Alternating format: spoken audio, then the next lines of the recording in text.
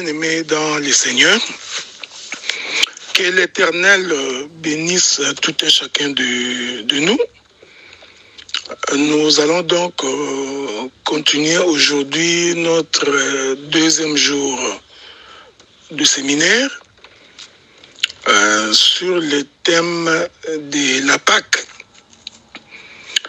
Nous avions reçu la recommandation de pouvoir intervenir en raison de 5 à 6 minutes par intervention pour permettre à tous nos bien-aimés frères et sœurs qui sont outre-mer de pouvoir nous suivre attentivement et d'avoir la possibilité également de télécharger nos interventions.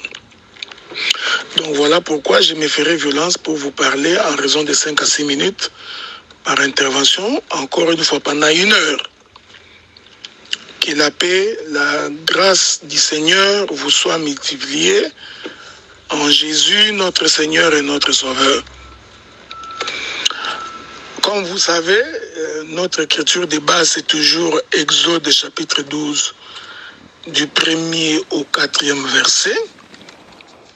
Écriture que nous avions utilisée pour expliquer la notion du rassemblement.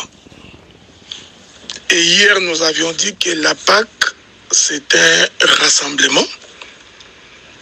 La Pâque, c'est que les enfants de Dieu devaient se retrouver tout autour de l'agneau afin de pouvoir manger cet agneau, leur permettant ainsi de sortir du pays d'Égypte.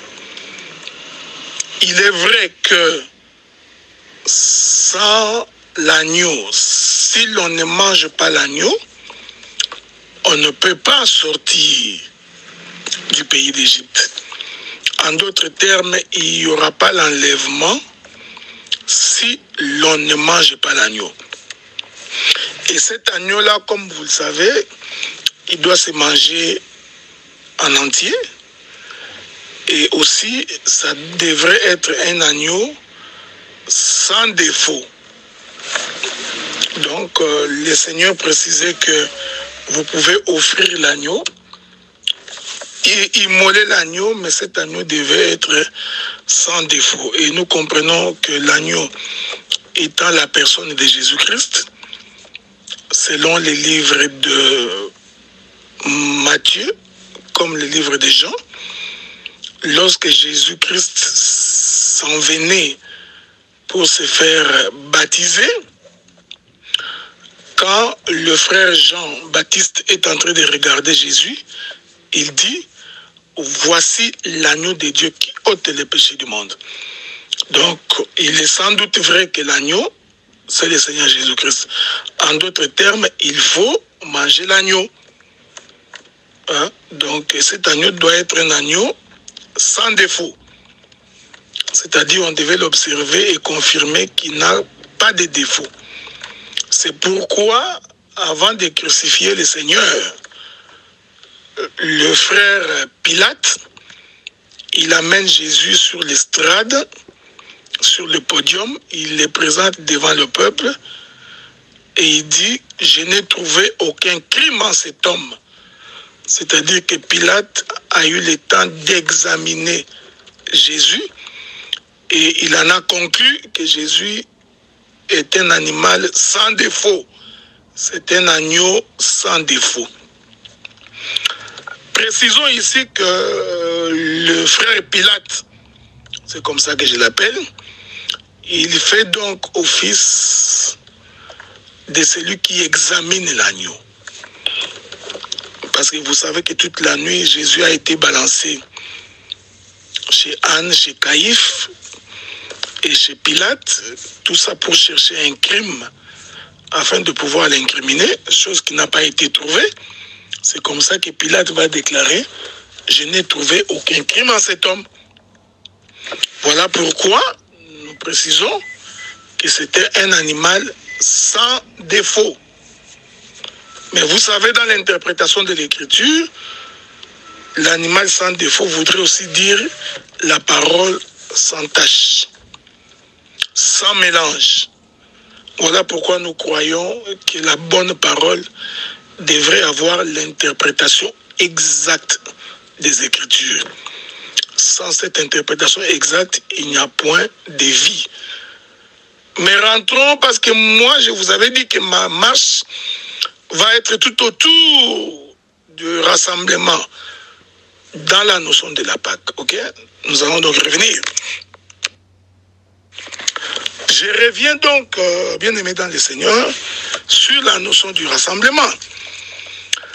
Le Seigneur avait dit aux enfants d'Israël que pour manger la Pâque, vous devriez tous rentrer dans la maison et que personne ne devrait rester dehors. Quiconque se retrouverait dehors sera donc frappé par l'ange exterminateur. Ces mouvements-là de rentrer dans la maison, c'est ce que j'appelle moi le rassemblement. C'est-à-dire que chacun devait s'abstenir d'être dehors. Il devait rentrer dans la maison. Cette chose se comprend quand le Seigneur dit « Mes brebis connaissent ma voix, lorsqu'ils auront entendu, ils viendront dans la bergerie. » Parce que c'est dans la bergerie qu'il y a de la nourriture. Donc ainsi nous comprenons que chaque maison des enfants d'Israël était donc l'image de la bergerie. Était donc l'image de la maison dans laquelle on doit entrer pour manger l'agneau. Je précise ici que l'agneau ne pouvait pas se manger dehors. La nouvelle de l'agneau qu'on doit manger s'entend dehors, mais l'agneau, lui, il se mange à l'intérieur. C'est pour dire que la nouvelle de la résurrection et de la mort de Jésus, la nouvelle du salut de l'humanité, de ce Dieu grand qui nous a visités, cette nouvelle s'entend du dehors, c'est-à-dire par l'évangélisation, allez, faites de toutes les nations mes disciples, c'est la nouvelle que tout le monde entend.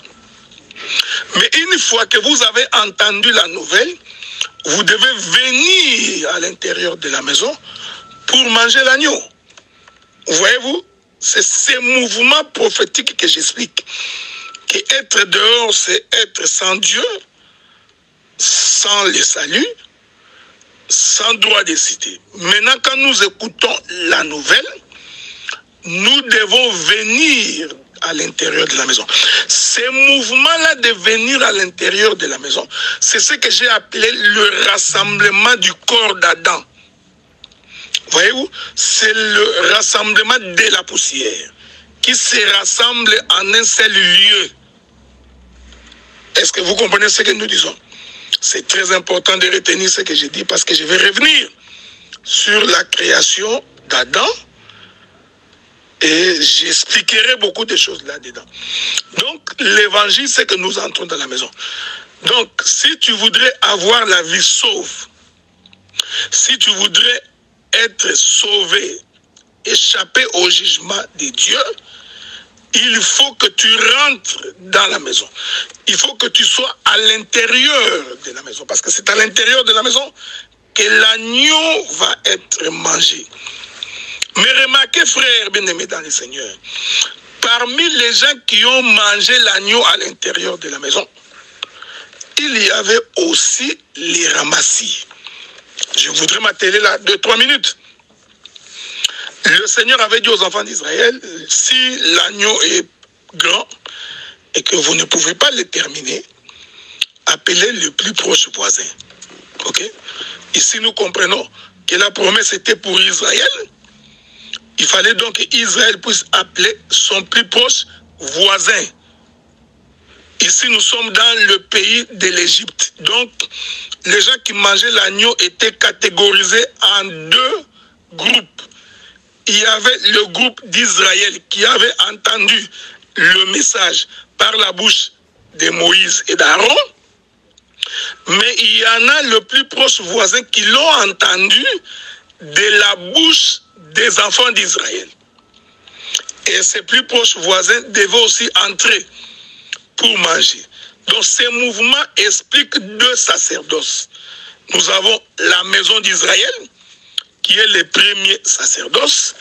Le plus proche voisin ici, c'est les nations.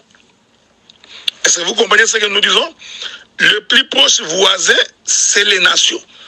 C'est-à-dire, c'est nous qui n'avions pas droit de citer, nous qui n'avions pas droit à ces choses, mais quand bien même que la promesse était pour Israël, mais nous les nations, nous en avions aussi profité pour venir et prendre part à la promesse. Est-ce que vous comprenez ce que nous disons? Voilà, bien-aimés dans le Seigneur, nous continuons notre marche.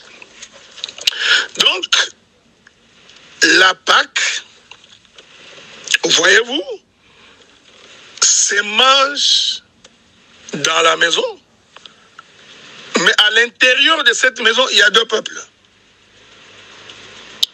Il y a la maison d'Israël et ensuite il y a les nations, qui ici j'ai typifié par le proche voisin qui aussi doit venir manger dans la maison. Mais vous savez, bien aimé dans le Seigneur, j'ai toujours dit que la même écriture peut dégager plusieurs ombres. Je voudrais d'abord préciser cette chose avant de continuer, parce que ce que je vais préciser est comme une balustrade pour que lorsque je vais dire ce que je dirai après, que tu ne puisses pas tomber. J'ai toujours dit que l'ombre n'est ombre que en fonction de la course du soleil. Je répète cette expression. Ombre n'est ombre que en fonction de la course du soleil. En d'autres termes, sans le soleil, on ne peut pas parler de l'ombre. Prenons un langage un peu plus poussé. Sans la lumière, il n'y a point d'ombre. Donc celui qui détermine l'ombre, en réalité, c'est la lumière dégagée par le soleil. Je voudrais ici être le plus clair possible pour que lorsque nous naviguerons dans les eaux profondes, que chacun de nous soit accroché à l'encre de la parole. Lorsque le soleil se lève le matin, je prends un exemple, à 6 heures, le soleil va donc projeter la lumière. Et la lumière, quand elle frappe un corps, nous verrons l'ombre de ce corps projeté. Donc pour qu'il y ait ombre, il faut que la lumière puisse frapper un corps. Une fois que la lumière frappe le corps, ainsi le corps peut dégager l'ombre. Maintenant, vous allez remarquer, frère, plus le soleil va avancer dans sa course, plus la réalité dégagera plusieurs ombres. Je précise, mais la même réalité, frère. Donc, le soleil frappe le corps à 6 heures, nous avons une ombre de 6 heures. Il frappe le corps à 7 heures, nous aurons une ombre de 7 heures. À 9 heures, nous aurons une ombre de 9 heures. Donc, l'ombre n'est ombre qu'en fonction de la course du soleil. Et la même réalité peut dégager plusieurs ombres différentes.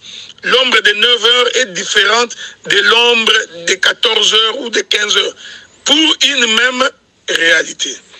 Est-ce que vous comprenez ce que j'ai dit? Je voudrais que vous reteniez cela parce que je vous reviens tantôt pour expliquer qu'est-ce que je voulais dire par là. Que le Seigneur vous bénisse.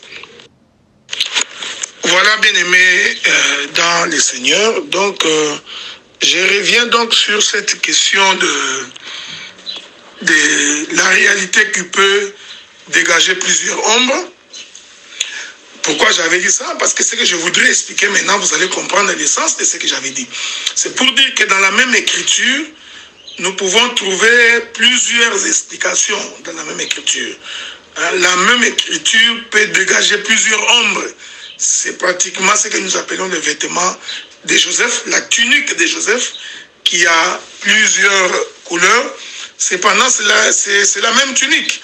Voyez-vous, c'est la même réalité, mais qui dégage plusieurs ombres. Maintenant, regardez, frère.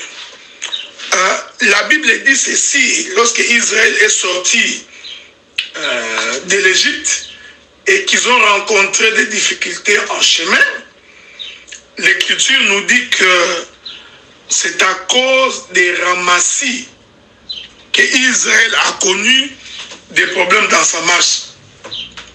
Nous sommes dans le livre des Nombres, chapitre 11, le verset 4. Je vais lire pour votre compréhension. Il est écrit: les ramassis des gens qui se trouvaient au milieu d'Israël furent saisis des convoitises. Et même les enfants d'Israël commencèrent à pleurer, à dire: qui nous donnera de la viande à manger? Quand vous lisez cette écriture de Nombres chapitre 11, verset 4, vous allez vous rendre compte que lorsqu'Israël est sorti, donc il y a aussi des ramassis. Donc les gens qui en réalité n'étaient pas concernés par l'appel, mais qui sont quand même sortis. C'est pourquoi j'ai toujours dit, frère bien-aimé dans le Seigneur, ce n'est pas le fait que tu as traversé la mer Rouge qui rassure que tu vas arriver à Canaan. Ce n'est pas le fait que quelqu'un ait reçu le baptême d'eau physique que nécessairement qu'il va être sauvé. Ce n'est pas le fait que quelqu'un vient dans l'église et écoute la parole que nécessairement il va être sauvé.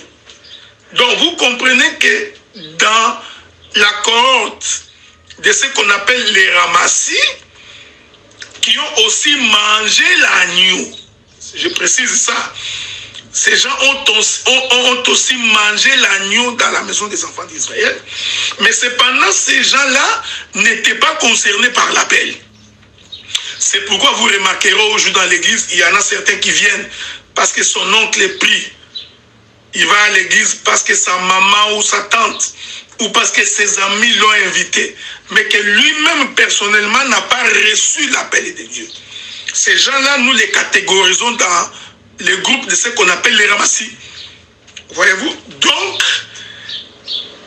tout en étant dans la maison, ayant mangé l'agneau, mais ils ne sont pas arrivés à Canaan. Est-ce que vous comprenez ce que nous disons? Donc, dans le rassemblement, cela ne veut pas dire que tous ceux qui viennent au rassemblement sont d'office sauvés. Ce n'est pas moi qui dis ça, c'est le livre des Romains. Qu'elle nous dit le livre des Romains? Je voudrais ajouter cette écriture-là pour préciser la pensée de ce que je voudrais dire. Je crois Romains nous dit ceci. Je voudrais lire l'écriture pour votre compréhension. Ça nous permettra de comprendre un peu la pensée de ce que je voudrais dire, ou de ce que je suis en train de dire. Le livre des Romains, je crois c'est Romains chapitre 8 ou Romains chapitre 9. Souffrez avec moi que je vous trouve cette écriture-là. Ça nous permettra d'avancer le plus vite possible dans les livres des Romains. Voilà, les livres des Romains, le chapitre...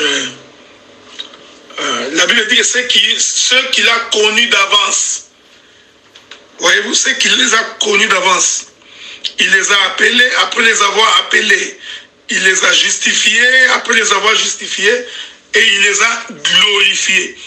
Tout ça, c'est un processus. Voilà pourquoi la Bible dit qu'il y aura beaucoup d'appelés, mais très peu d'élus. C'est très important. Voyez-vous, frère? Donc, il y aura beaucoup d'appelés, mais les élus, il n'y en aura pas beaucoup. Donc, c'est ce que j'explique ici en disant que vous pouvez entrer dans la maison, vous pouvez manger l'agneau, mais sans que nécessairement que tu arrives à Canaan.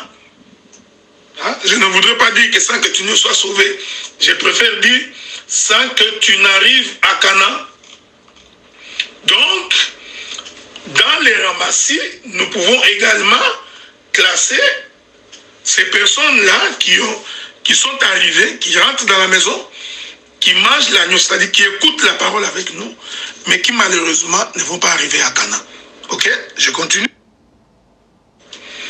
Donc je disais cela pourquoi? Parce que vous allez remarquer que le Seigneur va répéter la même chose avec Lot au temps de Sodome et Gomorrhe. Au temps de Sodome et Gomorrhe, la Bible dit, quand les anges sont entrés dans les pays de Sodome et de Gomorrhe, il a donc été question que Lot, sa femme et ses enfants, que tous soient premièrement dans la maison. C'est-à-dire pour être sauvés, il fallait d'abord être dans la maison. Ok? Donc Lot et toute sa famille sont donc entrés dans la maison. J'appelle ça le premier rassemblement, c'est-à-dire la première trompette des rassemblements, qui fait en sorte que tous ceux qui étaient dehors rentrent dans la maison. Voyez-vous? Mais regardez, frère, quand ils sont sortis, j'ai toujours voulu préciser cette pensée-là, la Bible dit, quand les anges ont fait sortir Lot et toute sa famille pour partir, quand ils sont sortis, l'Écriture précise que la femme de Lot n'est pas arrivée à destination. Est-ce que vous comprenez? Je n'entre pas dans les données prophétiques, parce que ce n'est pas l'objet de notre intervention. Parce que nous expliquons que la femme de Lot, c'est aussi l'image des vierges folles. Voilà, la femme de Lot était dans la maison, participait au rassemblement, il a mangé, soupé dans la maison, avec Lot et ses enfants, mais cette femme n'est pas arrivée à destination. Donc ici, nous sommes en face de l'image des vierges folles et des vierges sages. Le vierge sage arrive à destination, qui est ici l'image de Lot avec ses deux filles, mais la femme de Lot n'arrive pas à destination. Cependant, elle est quand même sortie de Sodome et Gomorrhe. Est-ce que vous remarquez cette image-là? Donc la femme de Lot est quand même sortie dans le pays de Sodome et Gomorrhe, mais en chemin, elle deviendra un bloc de sel et elle ne va donc pas arriver à destination. Elle est donc l'image de ceux qui ont reçu l'appel, qui sont venus répondre au rassemblement, mais qui n'arrivent pas dans la ville de Canaan, qui ne participent pas au premier enlèvement. Voyez-vous, donc à l'enlèvement, voulais-je dire, donc qui ne participent pas à la première résurrection. C'est important de comprendre ce que j'ai dit, parce que c'est ce qui arrive également quand Israël sort de l'Égypte. Donc le plus proche voisin, que je comprends comme étant aussi une portion des nations, qui rentre et qui mange avec les enfants d'Israël dans la maison, qui est l'image de la femme de Lot. Quand Israël sort, ce n'est pas tout Israël qui arrive à Canaan. Ne sont arrivés à Canaan Josué, Caleb et tous les Lévites qui n'ont pas fait partie du dénombrement quand ils sont sortis de l'Égypte. Donc les autres là sont morts en cours de chemin. Donc c'est l'image de la Vierge folle qui n'arrive pas à destination. Est-ce que vous remarquez ce que je voulais dire? Donc c'est pour dire que dans le corps d'Adam, que j'explique ici comme étant le rassemblement, ce n'est pas tous les corps d'Adam qui va être sauvé. Donc nous sommes tous descendus de la nature adamique, parce que nous sommes tous les humains, mais ce n'est pas toute l'humanité qui va être sauvée. Donc c'est comme ça qu'il faut placer ces choses dans la vision prophétique de l'Écriture.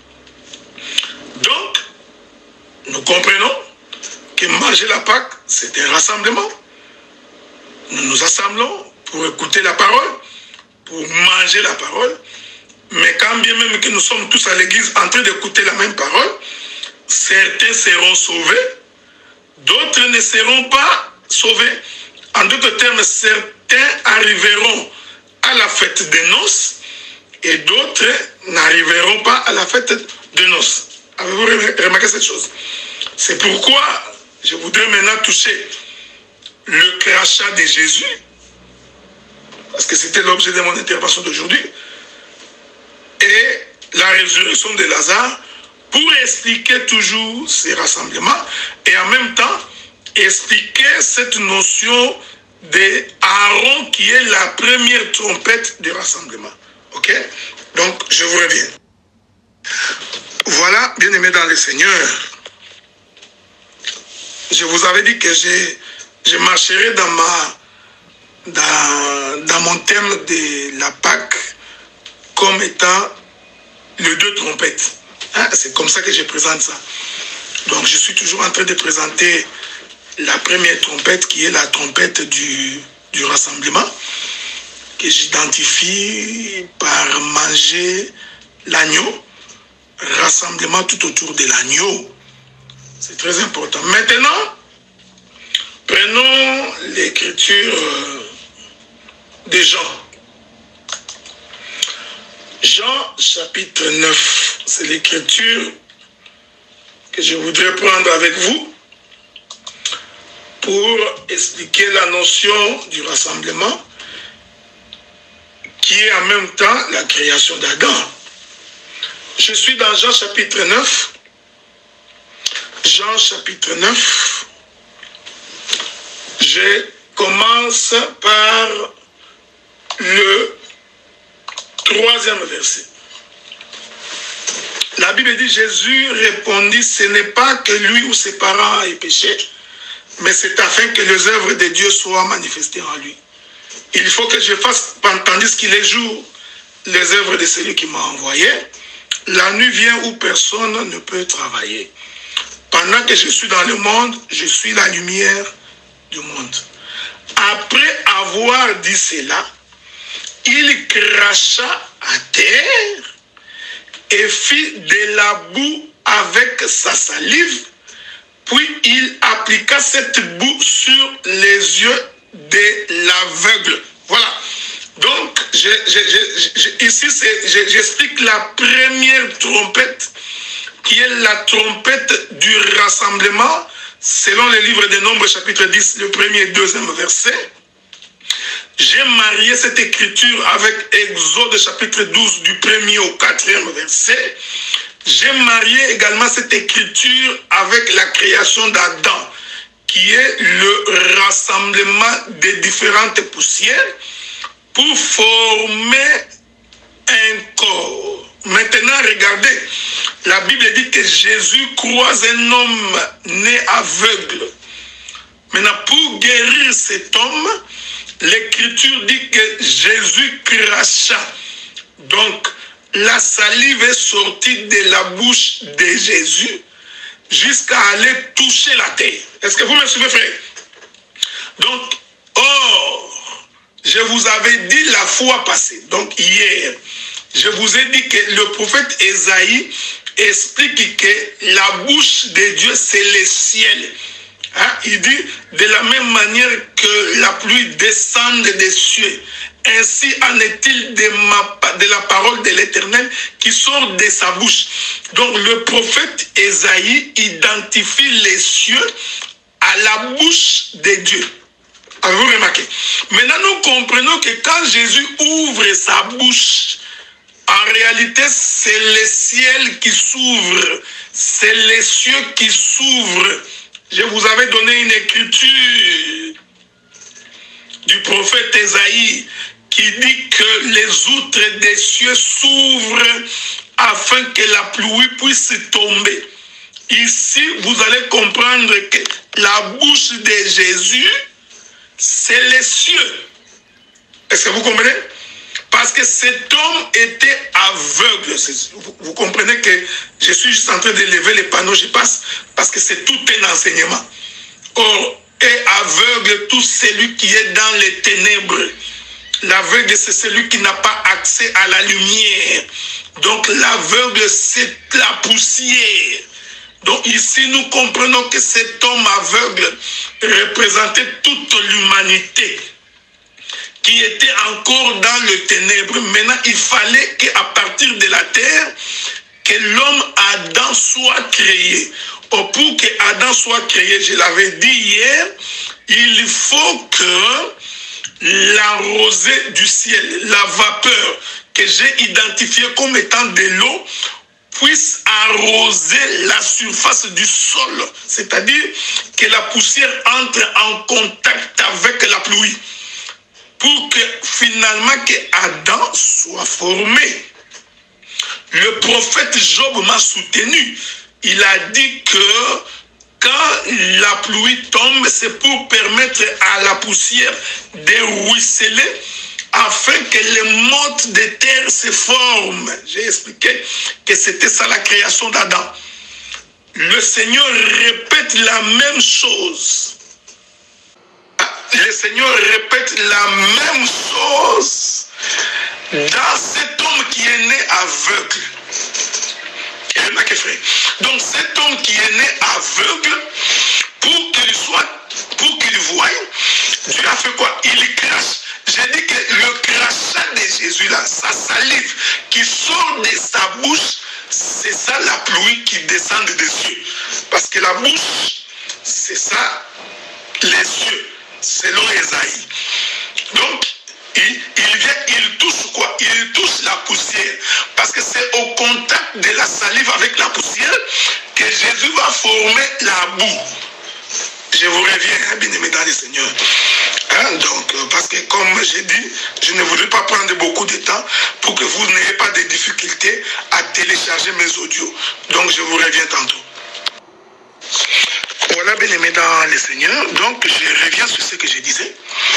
Donc, vous comprenez que la salive de Jésus qui tombe à terre a pour mission de rassembler la poussière. Oui, oui. Parce que l'Écriture dit que après avoir dit cela, il cracha à terre et il fit de la boue avec sa salive. Voyez-vous? Donc c'est la salive de la bouche de Jésus que j'ai identifiée par la pluie, qui est en fait est en train de tomber. Il tombe sur une terre pour permettre que la main de Jésus vienne faire la boue. Parce que vous comprenez que cette main qui vient faire la boue, j'aime ces choses, c'est le ministère. Ok? Voilà. Donc, la main qui vient former la boue au travers de la pluie, de la salive qui sort de la bouche de Jésus, cette main, c'est le ministère. Et la salive, c'est la pluie, c'est la parole, qui au contact de la poussière ici qui est l'homme, fait en sorte que l'homme puisse avoir la forme voulue par le ministère. Avez-vous remarqué? Ainsi nous comprenons que c'est la salive au contact avec la poussière, que j'explique ici que la poussière ce sont les hommes, et que la salive c'est la parole. Maintenant le ministère donne la forme pour former la boue. Donc cette boue qui se forme, c'est ce que j'appelle moi rassemblement. Donc c'est la Pâque. Avez-vous remarqué cette chose? Parce que la Pâque c'est un rassemblement tout autour de l'agneau. Et hier j'ai expliqué que la parole c'est ça même l'agneau. Avez-vous remarqué? Donc, ce miracle-là de Jean chapitre 9, qui consiste à faire en sorte que par la salive de Jésus, que la poussière prenne forme et devienne de la boue, nous avons dit, c'est la création d'Adam, mais cette création, je l'explique dans la pensée de la Pâque. C'est-à-dire le rassemblement rassemblement tout autour de la parole. Parce que la boue, c'est la poussière au contact des eaux qui prennent une forme qu'on appelle les mottes. Je vais vous répéter cette écriture-là parce que je vous l'avais donnée hier. C'est très important pour que vous compreniez ce que nous disons. Nous sommes dans les livres de Job, je crois. Job dit ceci. Job chapitre 38, le verset 38. Il dit, pour que la poussière se mette à ruisseler, voyez-vous? Donc, pour que la poussière ruisselle, il faut de l'eau. C'est ça l'objet de la salive qui sort de la bouche de Jésus. Et que les mottes de terre se collent ensemble. Voyez-vous? Vous remarquez cette chose? Donc, ces rassemblements-là, je dis et je précise que c'est une fête de Pâques. Parce que c'est la parole. C'est pourquoi nous disons que nous ne pouvons pas célébrer la Pâques aujourd'hui à une date fixée dans le calendrier des hommes. Cela veut dire que chaque fois que nous nous réunissons tout autour de la parole, en réalité, nous sommes en train de célébrer la Pâque. Voyez-vous, donc la célébration de la Pâque consiste à manger la parole. Demain, quand je ferai mon atterrissage, je dirai ce qui s'est passé dans la chambre haute. Parce que c'était aussi la Pâque. Mais je vous démontrerai comment cette Pâque s'est-elle faite. Voyez-vous? Donc, en réalité, chaque fois que nous nous réunissons, que nous nous assemblons, nous sommes en train de manger l'agneau. En d'autres termes, c'est une pluie qui tombe pour nous rassembler. La parole de Dieu nous rapproche de plus en plus pour que nous formions un corps. Voilà pourquoi ce que Jésus fait avec cet homme qui était né aveugle, en réalité, c'était la fête des Pâques. Nous pouvons expliquer ça de plusieurs manières, ok? C'est comme je vous avais dit, la même réalité peut dégager plusieurs ombres. Mais moi, j'ai fait ressortir la Pâque dans ces miracles. Parce que c'est pourquoi Dieu a établi le ministère. Pour que le ministre voie là où le peuple ne peut pas voir. Et qu'il amène le peuple là où lui, le ministre, a vu. Voyez-vous, frère? Donc ici, cette boue que Jésus est en train de former à partir de sa salive en contact avec la poussière, c'est une trompette de rassemblement. Et ce rassemblement, c'est tout autour de l'agneau. Laissez-moi vous revenir encore avec quelque chose qui me vient à l'esprit, ok? Voilà, bien aimé dans le Seigneur. Donc je disais que quand nous nous assemblons tout autour de l'agneau, c'est une fête de Pâques. C'est pourquoi vous allez remarquer que quand Israël campait, je vais insister sur ces choses, parce que le campement d'Israël, c'est aussi un rassemblement. Est-ce que vous comprenez? Donc Israël, avant de camper, il se rassemble d'abord. Et le Seigneur avait donné la disposition pour le rassemblement. Il avait décidé que Ruben et toutes deux autres tribus devaient être à tel endroit. Donc, comme vous savez, en Orient, je n'explique pas les campements. 3 autres tribus en Occident, 3 autres tribus à midi et 3 autres tribus au nord. Donc Israël campait, il formait un rassemblement. Mais l'Écriture dit qu'Israël campait tout autour de l'arche de l'Alliance, tout autour du tabernacle. Voyez-vous? Donc la tribu de Lévi était au milieu, portant l'arche de l'Éternel, et le corps d'Israël Israël était tout autour. Est-ce que vous comprenez? C'est aussi un rassemblement. C'est aussi la fête de Pâques. Parce que l'arche qui est au milieu du camp, c'est ça même l'agneau. C'est ça la parole. Mais Israël doit camper tout autour. C'est-à-dire, il vient former un corps. Vous voyez, tout autour de l'arche qui est au milieu. Donc cette arche-là, c'est ça la pluie. C'est ce qui rassemble le peuple. Voilà pourquoi nous disons aux frères, quand tu vas dans un rassemblement dans lequel il n'y a pas la parole, comprends que ce n'est pas un rassemblement de Dieu. Quand tu vas dans une église où on passe le temps dans des témoignages, dans des chansons individuelles, dans des louanges, dans des adorations, sans la parole, ce rassemblement-là n'est pas un rassemblement de Dieu.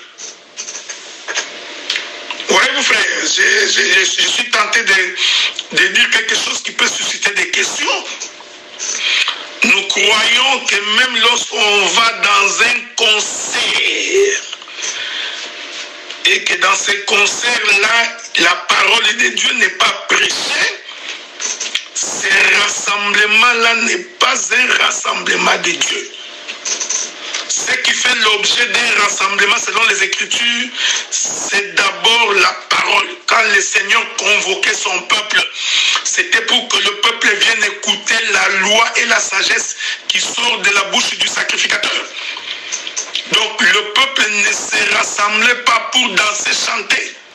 Le peuple, quand il s'agit de Dieu, quand Dieu convoque le peuple, il faut que la pluie soit la frère. Parce que c'est ce qui relie les poussières afin qu'ils forment les mottes de terre. Est-ce que vous comprenez ça? C'est pourquoi même quand vous faites vos journées d'adoration, vos journées de louange, veillez à ce que la parole soit prêchée au cours de ces cérémonies, pour que cela soit conforme à la doctrine et à la révélation de l'Écriture. Maintenant, regardez, frères, ça c'est un élément qui prouve les rassemblements. Mais je vous ai dit, frère, pour qu'il y ait rassemblement, il faut qu'il y ait la mort de l'agneau, que j'ai identifié de plusieurs manières comme étant la pluie, comme étant la salive. J'ai parlé tantôt d'une manière, tantôt d'une autre. C'est ce que la Bible dit. Dieu parle tantôt d'une manière, tantôt d'une autre, mais l'homme ne prend point garde. Les tantôt d'une manière ou tantôt d'une autre de Dieu, c'est les différentes manières que Dieu répète les Écritures. C'est-à-dire, il a dit dans Habakkuk, tu n'as pas compris. Il répète la même chose dans Jérémie.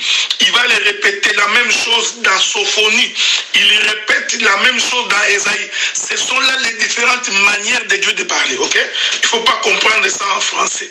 Les tantôt de Dieu, ce sont les différentes Écritures que nous soulevons pour expliquer la même pensée de l'Écriture. Je vous avais dit, frère, la Pâque ne peut pas y avoir lieu si l'agneau n'est pas immolé. C'est-à-dire que sans le sacrificateur, il n'y a point de fête de Pâques. Donc, pour qu'il y ait la fête de Pâques, il faut préalablement qu'il y ait un sacrificateur. C'est ici que je vous avais dit que la première trompette qui rassemble le peuple, c'est la mort de l'agneau. Donc nous comprenons que la première trompette qui rassemble le peuple, c'est la sacrificature. C'est-à-dire l'immolation de l'agneau. C'est pourquoi je vous avais dit, je reviens maintenant, pour dire pourquoi je vous ai dit que la première trompette, c'est un rond. Je vous reviens.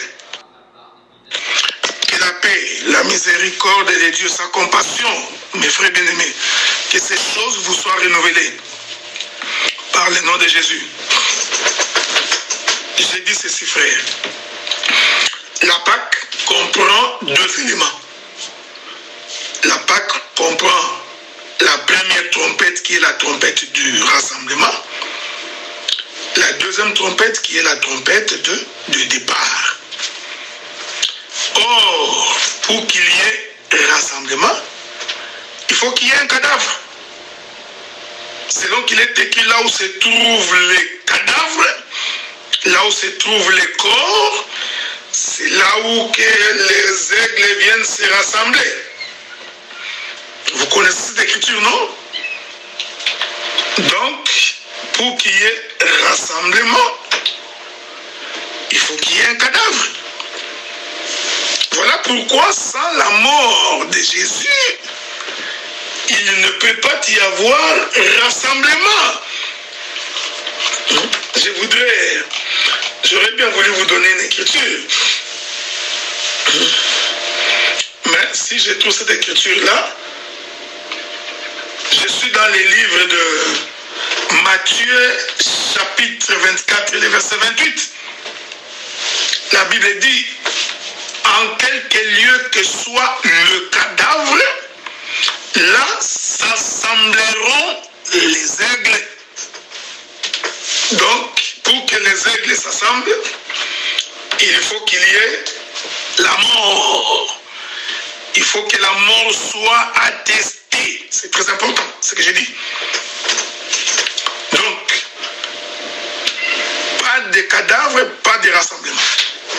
Maintenant, nous comprenons pourquoi l'agneau devrait être immolé. Pourquoi il devrait être tué? Parce que si l'agneau n'est pas tué, il n'y a pas de rassemblement, frère. Or, le rassemblement, c'est la première trompette d'argent qu'on sonne sans éclat.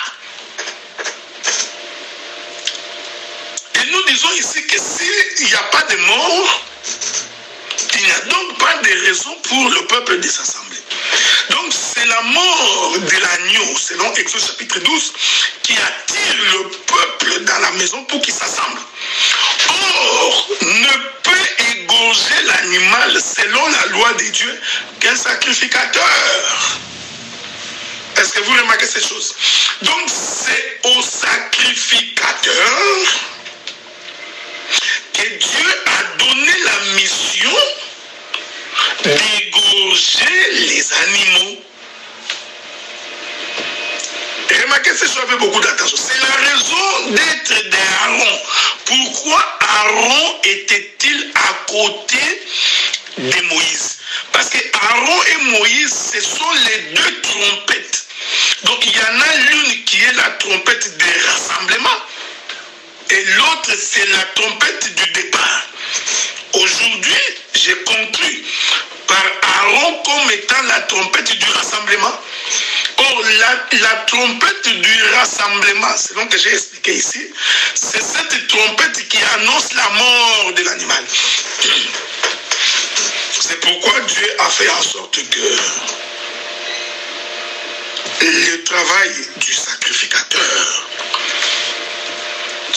soit d'égorger l'animal et de présenter le sang. Parce que la présentation du sang, c'est ce que nous appelons la lecture des Écritures. C'est ça la loi de Dieu. Mais ce n'est pas l'objet de mon intervention. Je reste sur égorger, c'est-à-dire tuer. Donc le sacrificateur a pour mission de présenter l'animal de sacrifice à l'Éternel. C'est lui qui a l'habilité d'égorger. Donc, le sacrificateur est un boucher. C'est quelqu'un qui a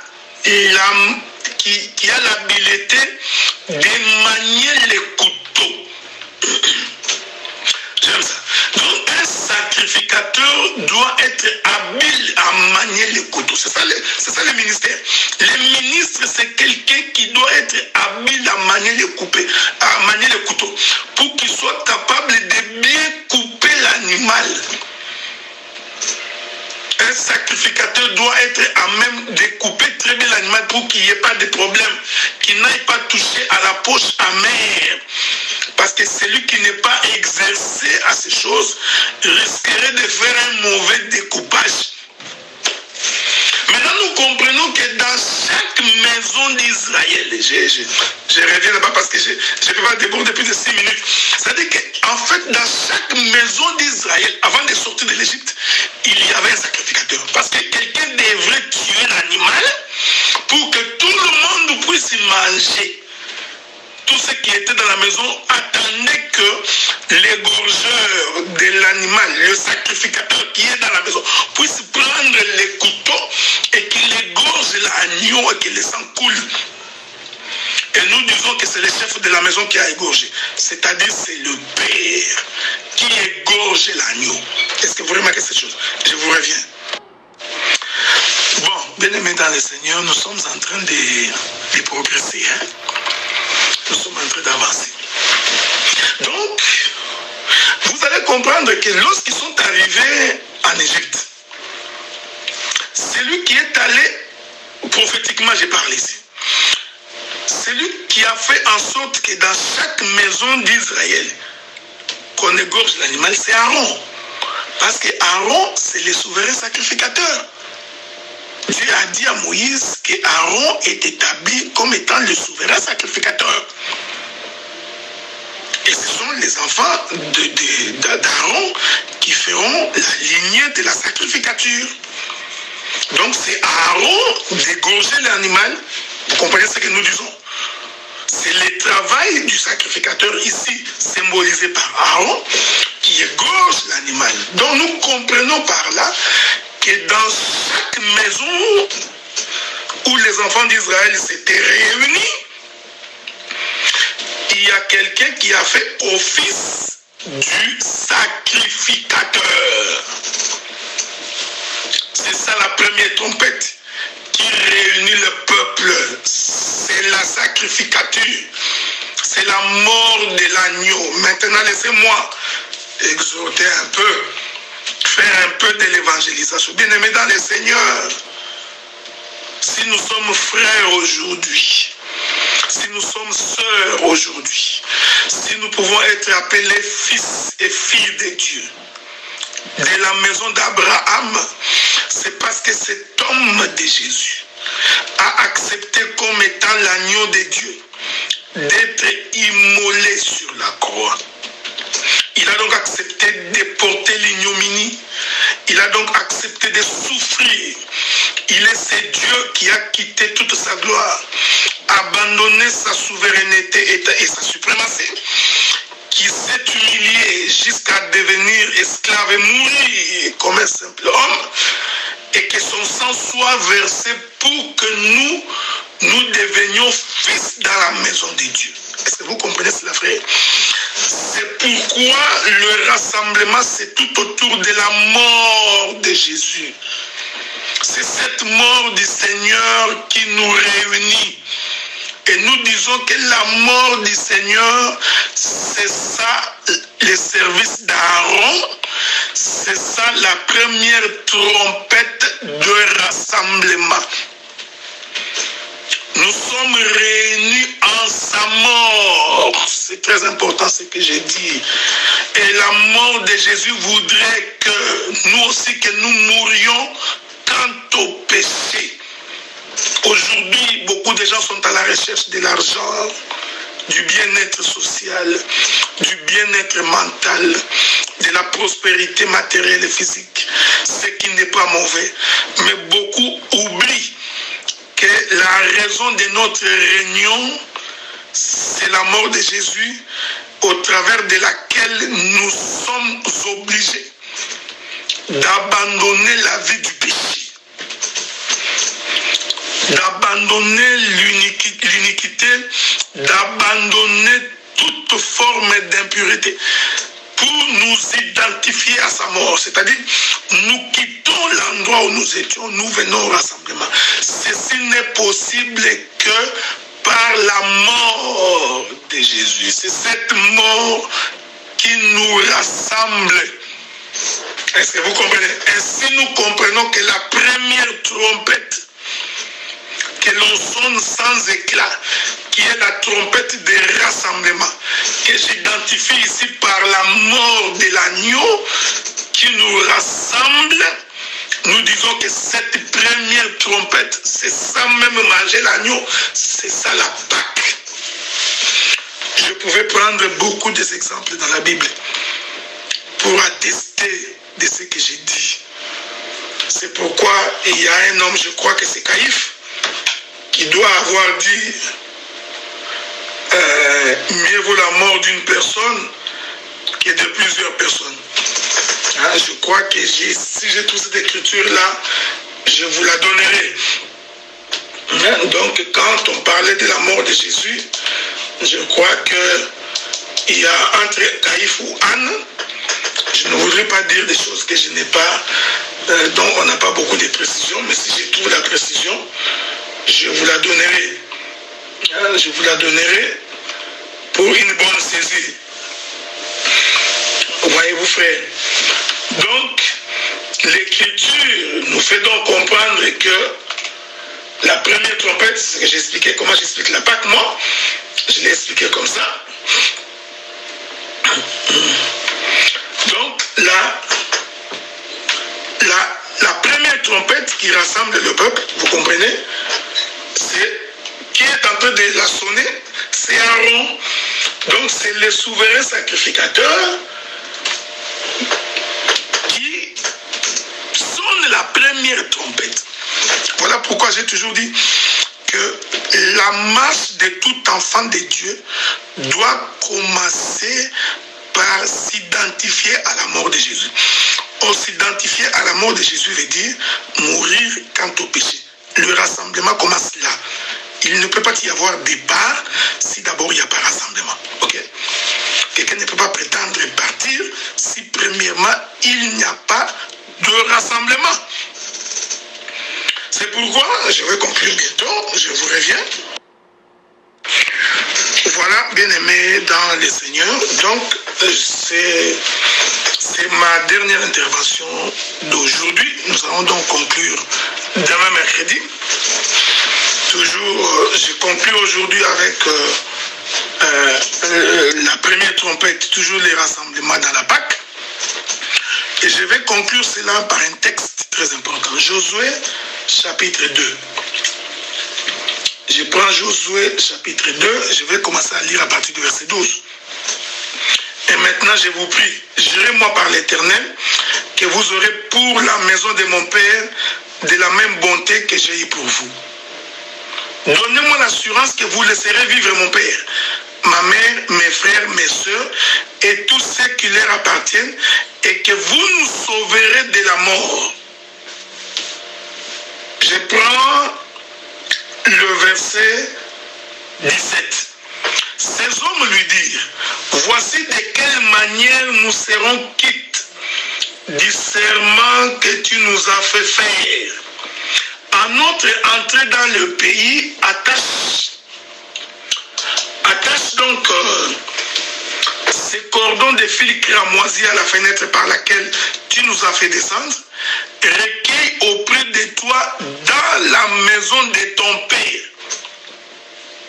ta mère, tes frères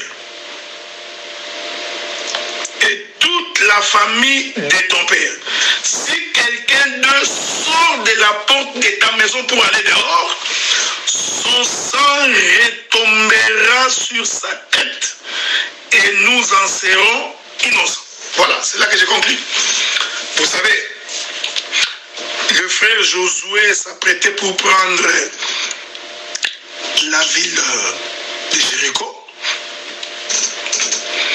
Et l'Écriture dit, comme vous savez l'histoire, ils sont allés chez Rahab, la prostituée. Ce que j'aime ici, parce que j'explique la Pâque, okay? La femme dit aux espions de lui donner l'assurance que lorsqu'ils prendront la vie, qu'ils laisseront vivre son père, sa mère, ses frères, ses soeurs et toute sa famille. Mais écoutez la réponse de ces deux hommes. Ils ont dit ceci. Pour que ta famille soit sauvée, il faut tout simplement que tout soit dans la maison.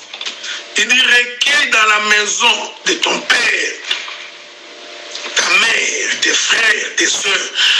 Retrouvez-vous tous dans la maison. C'est ce que j'appelle moi la trompette des rassemblements. Et ces gens ont dit, si par mégarde l'un d'entre eux est dehors. Donc ici le problème, c'est seulement d'être dans la maison. Est-ce que vous comprenez ce que nous disons? Être recueilli dans la maison, c'est tout un mouvement prophétique, frère, qui est en train de se faire. Maintenant, dans la maison dans laquelle vous serez, tu vas donc suspendre un fil cramoisi, un cordon de fil cramoisi, qui est l'image du sang. En d'autres termes, la maison, cette maison témoignera que la mort a été constatée. J'aime ces choses, frère. Vous comprenez ce que nous disons? Pareil à ce qui s'est passé dans les pays d'Égypte quand Israël sortait. Vous tuerez l'agneau, vous mangerez l'agneau dans la maison, mais au linteau de la porte, parce que les linteaux de la porte, c'est les lieux élevés de la porte. Vous y mettrez le sang. Voici ce que ces espions ont dit à Rahab la prostituée. Sur la fenêtre, parce que la fenêtre ici, c'est le linteau de la porte. Tu vas donc attacher le fil cramoisi qui est le témoignage du sang. Mais il faut que vous soyez dans la maison. Donc nous comprenons que dans cette maison-là de Rahab la prostituée, la présence du fil cramoisi attestait de la présence d'Aaron, c'est-à-dire du souverain sacrificateur. Parce que c'est lui qui égorge l'animal. Donc, le fil cramoisi attestait de la mort dans cette maison et de la suspension du sang. C'est-à-dire, c'est Aaron qui est la première trompette qui réunit. Et les espions ont dit, il faut que tout le monde soit dans la maison.